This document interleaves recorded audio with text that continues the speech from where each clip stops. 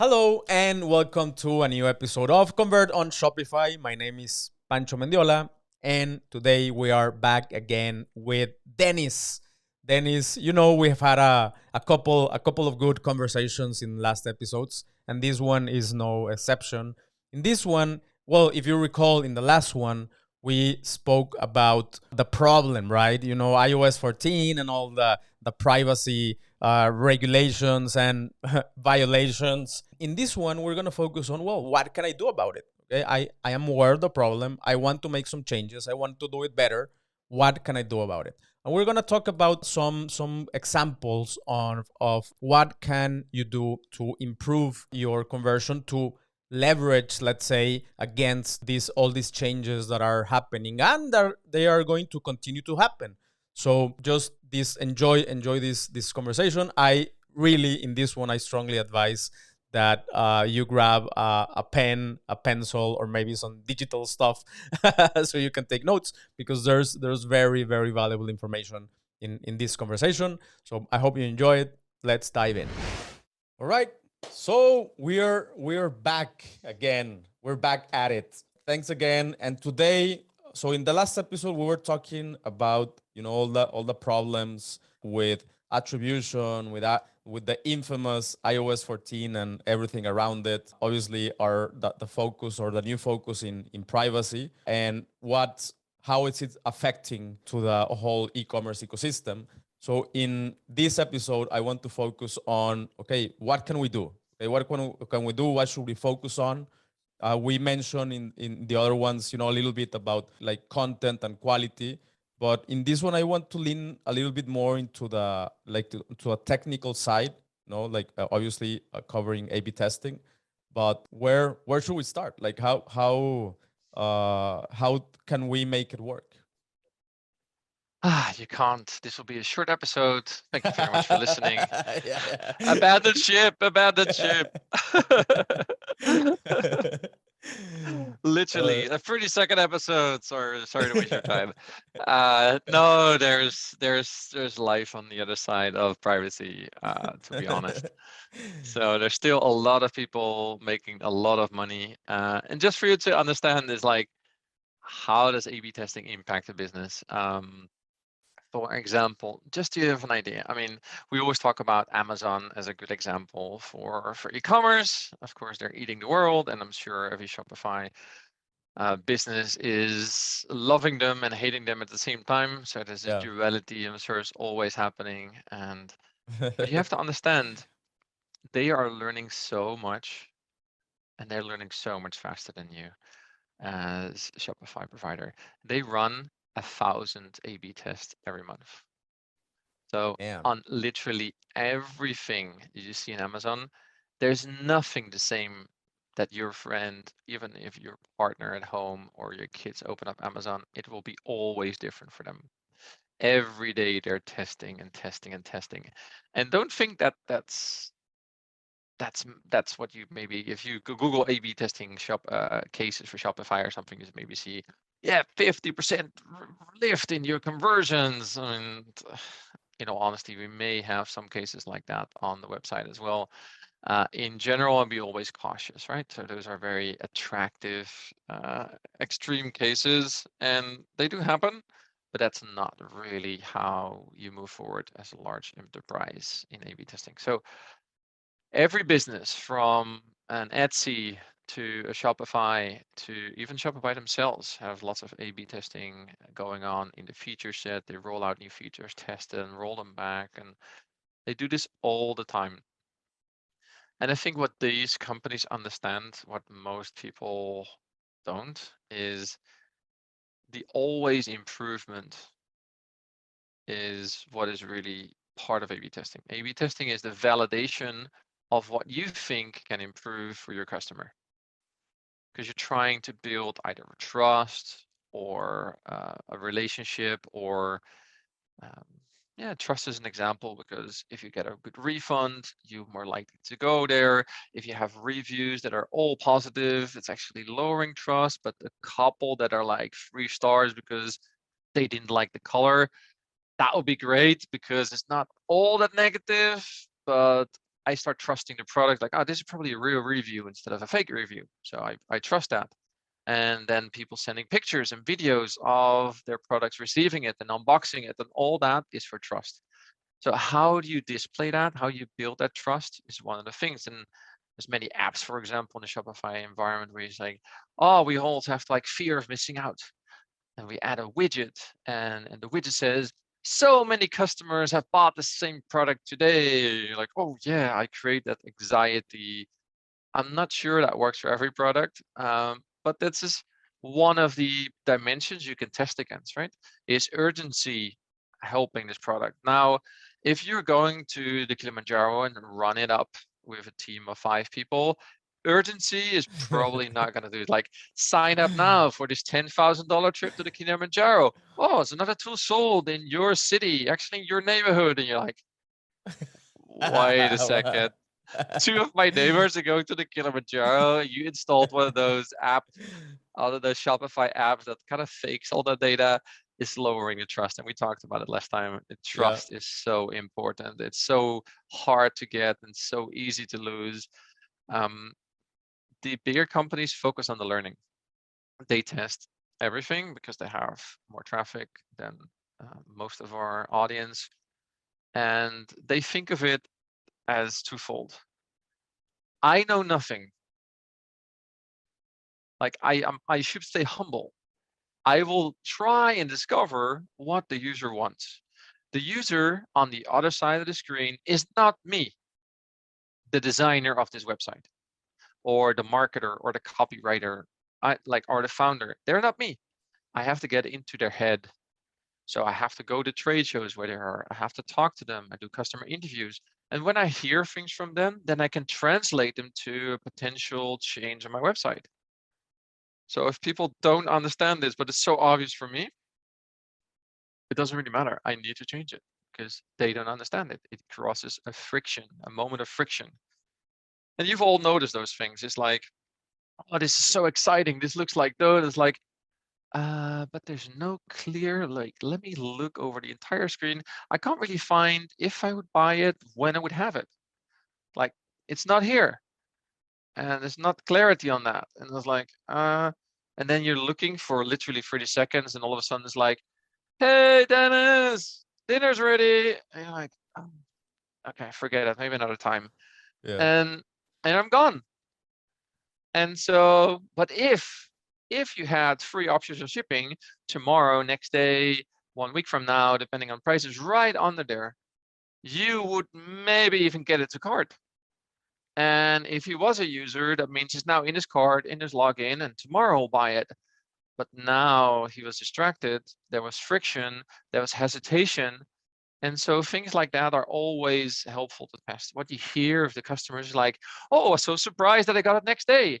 It's like, that's nice. Well, you extract learning from that.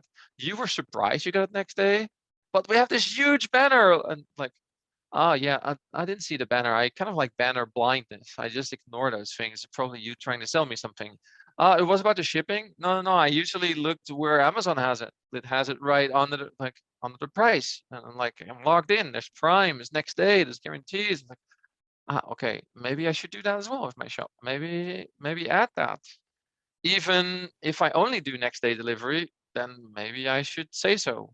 At least on every product page, it's very close by the buy now button or add to cart button. And so these companies are all about the learning. They always want to learn. And even though conversion rate optimization is probably why people are attracted to this podcast, and you want to convert more on Shopify, but most of the companies actually want to learn more about their customers and then take that learning from the customer FAQs, from your call center, from the angry emails you got, from the good emails you got, from the reviews you've seen on those sites.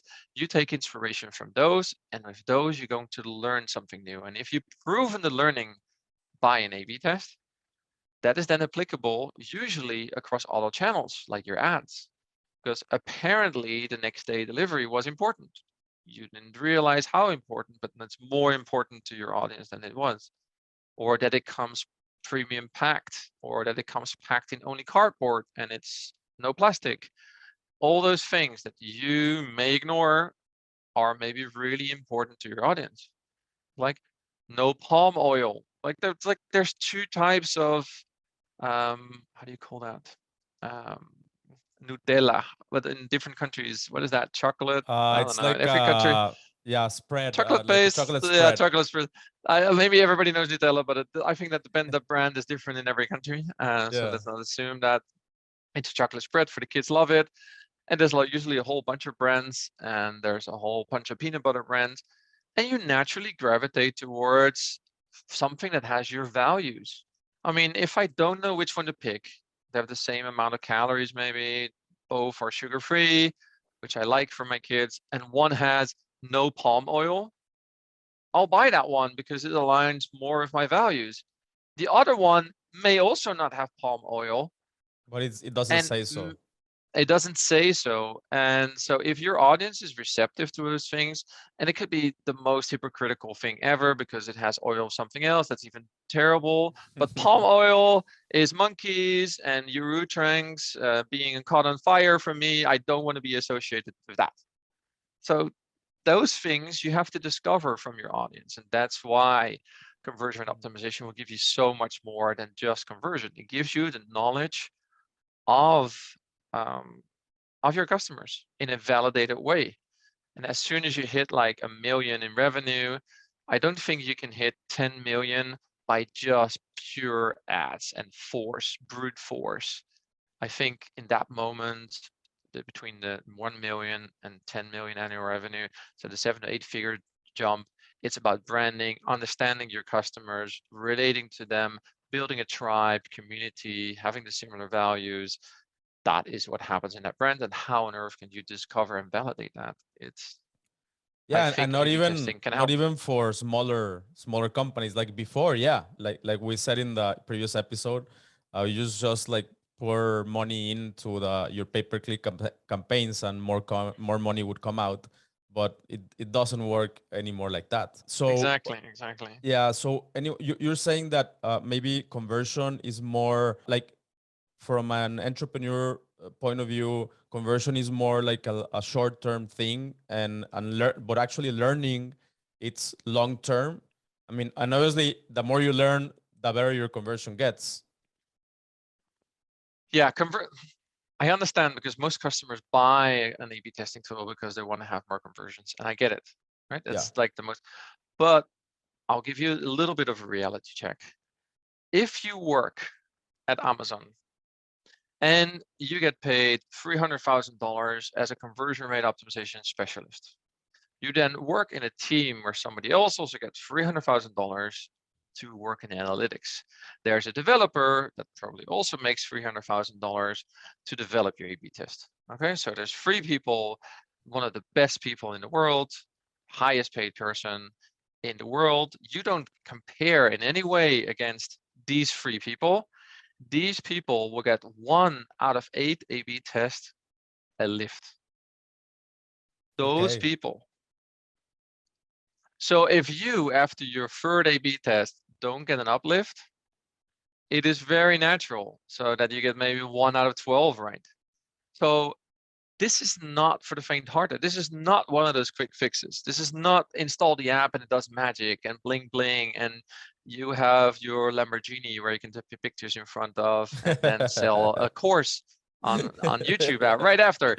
That is not happening in our space. So if these people are still in your feed, those ads, this is not happening in our space. This is hard, Yeah. but the win is so much better because you're learning you cannot copy from another company. Your audience is special. And if your audience is the same as your competitors, you're going to go bankrupt anyway, by the way. So you have to have an audience that loves you for who you are and the product that you sell. You shouldn't look at other people's site for anything but inspiration. Please do not copy other people's website because you copy their mistakes as well, right? You have no idea how good they're doing because on the outside, they just raise money, they add people. On the inside, they could be completely losing money every month. So please do not copy other people's websites. It's just for inspiration. Store the page, mark it somewhere, have a swipe file so you can go through. It's interesting. And as soon as your customers identify the problem with your sales reps, your support reps on a complaint somewhere in a review, you're like, I've seen somebody solve that really well. Let me go through that swipe file and find that screen, how they did that. And that's where you get your information on. You had a problem identified, you have a hypothesis, you now have a potential design of how that's solved with a competitor or somewhere else. And then you start implementing that, and that's your A/B test. So I definitely recommend taking screenshots of competitor websites and any website you like from the nice upsell that you like, but don't go Monday after you've done a round of goals with your buddies and saying, hey, why don't you have one of those pop-ups that basically says somebody recently bought from you? That so worked for me, you should have one. And you're like, okay, let's install that on Tuesday because that's obviously the thing. Well, your users might all abandon and jump ship because your users don't like this and your product is another price. They need to have more education. They need to go to the mailing list. They have to have 5 emails because they need to get warmed up of that trip to the moon, right? Not everybody can afford it. And it's probably like, hey, we have Elon Musk flying yesterday. You should do one as well. Just add your 15 million deposit here. That's not working for everybody. So maybe you need a little nurturing. Maybe you need an email campaign.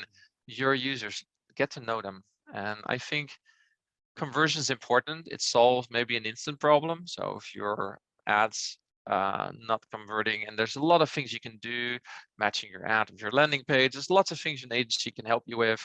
And there may be some what we call short-term gains. But if you're in the business of running this and going beyond an 8-figure and you want a 9-figure business and you want to do this for 10 years, it's better that your learning is then documented in your company and everybody learns from it. You share your learning and everybody gets their ideas and you build tests with those ideas. And that way you're in it for long, right? You're starting to learn how your customers think. Awesome. All right. And so we're talking about conversion rate optimization, right? Where does A/B testing play in conversion rate optimization? Like, how big of a role does it have?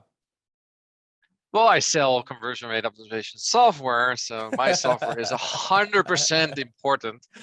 No, actually, it's so funny. People think A/B testing is conversion optimization, but literally A/B testing is like 5% of the whole process. So do not buy my software, right? If you actually don't know what this is, you're already not ready. So, and that's fine. You're at the beginning of the journey. And the journey starts with, and I think we talked about it in the past as well, is analytics. So write down these numbers, have maybe an Excel list, or have a third-party tool, do your attribution correctly, interpret the metrics in Shopify correctly, understand what they mean, understand why conversion per user is probably a better idea than conversion per session, understand the differences, read a little bit on this. If you're a seven-figure business to go to an 8-figure business, you need to stop being hands-on and wrapping those packages. You should be analyzing your business and being a strategic person, right? You cannot start packing your, I mean, you've passed that phase. You're now reaching that level where you need to understand your analytics. Understand the analytics, understand your Google Analytics. I would suggest if you're not familiar with it, most likely your Google Analytics is set up wrong. Like 90% sure that your analytics, if you don't have an analytics person and you don't have had an analytics consultant set it up, is most likely kind of useless the way it's set up. So start there, hire a consultant. You can go to Upwork, you can go anywhere else, but get an audit. It will set you about $500 to $1,000 or $1,500 to do an initial audit of your analytics. And then you should pay somebody to fix that, because that's obviously going to find a lot of problems.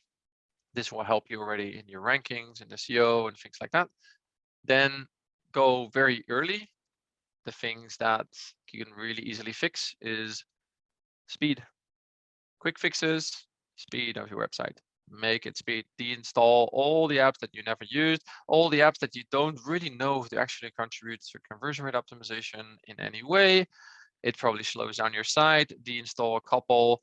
run something like a speeddesk.org, and that way you can look at the website now, deinstall a whole bunch of apps, look at the website tomorrow, go to Google Web Scores on speed. It will tell you how fast you are and how good you are, because just speeding up your site from just a range, if you're 2 seconds, 2.5 seconds, it's okay for a small shop. It's okay. Most of the people are over it, and you should bring it down to 2.5. Are you a shop that are a couple of $1 million in revenue? That 2.5 and bring that to 2 most likely will already do a big thing for your inbound traffic as well as your conversion rate. So spend a good buck on that. Like, you can literally, if you are a $1 million shop, doing a $5,000 audit and fix on your Shopify and speeding it up for $5,000, the ROI is nearly instant, right? So you'll see that money coming back. So speed optimization is definitely something that you need to go before A/B testing. Then you can install, as soon as the site's very clean, you can install like a heat map. Like, you can do Microsoft Clarity, or you can do something like a Hotjar. Microsoft Clarity is a free version of Hotjar, so pretty good, super clear on privacy as well. A Hotjar, Lucky Orange, there's a whole bunch of these tools out there you can install. Do some session recordings, do some heat maps, analyze them, just sit there and see what they move and try to guess why they move in that way they did. Invite some friends over, or better, go to where your customers are. So bring your laptop or bring a Mac and a Windows machine, just in case, because those are very different for the audience. And then go to a trade show or go to a supermarket, wherever your product is, try and basically show your site. Ask friends and family and children or grandma to look at the site and saying, try and buy something, sit behind it, and don't say anything. Yeah. Just make notes. This don't say anything part Don't is really even important, flinch with because your you'll be eyes, like, oh, are you stupid or what? Okay, so you've done this so many times that yeah. you will be like extremely frustrated, but you have to understand the experience of what they just showed you is gold, right? I have Yeah. no idea why they clicked there. Well, it's because you freaking don't design it properly, because they thought it was a button and they tried to click it 20 times and they got frustrated and then looked at you hopeless in the back. It's like, what do I do next? It's the button above it. But why do you underline this thing then? Because underline means it's clickable, I think. And you're Yeah. like, no, no, no, no. Anyway, and so super valuable information coming from that. Asking grandma as well as your 8-year-old to buy something on the side. Let them do that and see what they do. Maybe even record that session. Maybe if you have something simple like a Loom, Loom.com, or even in Zoom, or go, if you have a Mac or something like that, record the screen. Let them do that. Potentially you record them with your phone while they are doing these frustrating things, and thank them, right? Give them something, a reward, and then thank them, and basically eat your heart out at home, and then see what you can improve. So there's so many things you can still do before A/B testing. A/B testing comes after that, when you've done your speed optimization, when you found all the bugs on your site. Your site, you on the other side of the podcast, your site is full of bugs. Yes. Find those. Install something like a JavaScript error tracker. It's like a logger or something like that. You will find out that your site has so many errors that people don't buy because of maybe the zip code not really functioning, or they can't find the Netherlands because you called it Países Bajos with a P and they were looking at the N, or the Netherlands, which I'm from, is with a T in your drop down and I expected it under the N. Or I think all those things are terrible experiences for users. So lots of good stuff by just tracking the logs. You can buy a third-party tool. I'm sure there's an app for that, that will just give you a list of all the errors per page. And if you keep seeing the same error all over again, usually it's errors on the cart and on the checkout. And those are really painful because that's already almost money in the bank. And all of a sudden somebody's like, I don't understand this page. And then somebody on the other side of the house said, hey, we really got to go. And like, yeah, thank you. I'll do it. I'll buy it at Amazon because it's way easier. I know the one to click checkout.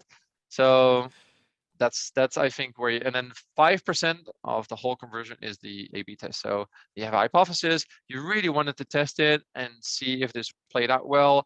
The A/B test will give you that answer. A/B testing just answers the specific question that you had. It's no magic. It doesn't automatically do things for you, even though maybe other people said it that way. It's basically, I expected that a button with this text compared to the text before will have more people clicking on this button. And as a secondary item, I expect more people to reach the checkout page. Those two are my goals. I'm going to check that if that plays out. Or I test this for people in the US or for people in the UK. And then you validate if that is true or not true. It doesn't do magic. It just tells you true or not true. And as soon as you have that information, it's like, it's true what I thought. Great. It's not true what you thought. And then you're like, oh Leave it my alone. God, I'm terrible. But not only that, it's write it down that you tested it on this date. It doesn't work. Share it with all your colleagues and basically celebrate it, because please, nobody in the company try this for the next 6 months because I already did it. Yeah. Like, don't make my mistake. Apparently, our users don't like it. So that's a Awesome. little bit. All right. That's a lot of it. And let's say that someone wants to go a little bit deeper into their learning process. Where should they look? Some tips and tricks. Where should we start? I think what is important is, if you are listening to this podcast and you understand a little bit more than you were, you want to try this, there's free tools out there. So there's Google Optimize. So you just install Google Optimize, you play with it a little bit just to get an idea of, maybe you change a headline on your homepage. It's definitely not a tool for long term, but it does get you enthusiastic, or maybe one of your colleagues that you want to send this out to, go and try it. If you want to learn really what conversion rate optimization is about, I recommend a very affordable course, no affiliation with the person whatsoever. I think it's on Udemy, and probably place it in the show notes if you can. It's called Complete Conversion Optimization Course. I think it's by Ruben de Boer. I think it's $14.99. It's a very good course, very wide course. A couple of hours will take you to get through it. And well, that you give you the basics of this. And there's different Okay. A/B testing tools are mentioned there. And so you can kind of start. Heat maps is there, session recording, hypothesis, and analytics is all in there. And if you're a little bit more advanced and you really think this is maybe a career for you and you want to go there, then I recommend the CXL Institute, which is cxl.com. And they have a lot of what we call mini degrees or full degrees, from growth hacker to conversion rate optimization or analytics 4, or very specific high tech courses. Those are more expensive, a couple $100. You get a certification, but that's kind of in this moment of time, this is kind of the golden standard Yeah. of CRO. Yeah, and they also have a very attractive. Well, it's not free trial, but it's like a very cheap trial. So you can just check out some of the courses. And their blog is also phenomenal. Yeah. So CXL blog, just Google that, is great. And if you want to go more technical on privacy, or more technical in Convert, or in Shopify, I think every week we launch at least one article on Shopify, and we bundle what agencies recommend. For example, that's Convert.com/blog, and that's a lot of a lot of Shopify stuff as well, about how to optimize your category page, or what are the best techniques to optimize your product page. And it's not specifically selling Convert, because you can do all this without Convert. So it is really a nice learning portal as well. Right. And they'll find that at Convert.com/Shopify. The Shopify part is focused on Shopify. The blogs about Shopify you find at Convert.com/blog. And there's a section, just type Shopify and you find all the articles. And we do at least once a week. All right. Awesome. Well, thank you very much, man. You're welcome. Talk to you next time. If there will be a next time. Of course. I hope so. Talk to you later, man. Bye-bye. All right. There we go. Another amazing episode with Dennis. You can see this is where he gets excited with these topics. Hopefully we'll have him again in new with new topics, a little more in depth. Well, we already told him, we already asked him for a little more of his time. But if you want to know a lot more, again, you can go to Convert.com/Shopify for Shopify specific tools, and also visit, Convert's blog. There's a lot of information. There's actually a specific section within the blog with Shopify, how you can use it, how you can use Convert to do A/B testing and conversion rate optimization with your Shopify account or with your Shopify store. So go ahead, if you want to learn more, go to Convert.com. And I really hope you enjoyed this episode. Don't forget to subscribe, help us share, spread the word. If you find this information valuable, just share it with everyone else that you think that will find it as well. So thank you very much and see you in the next one. Bye-bye.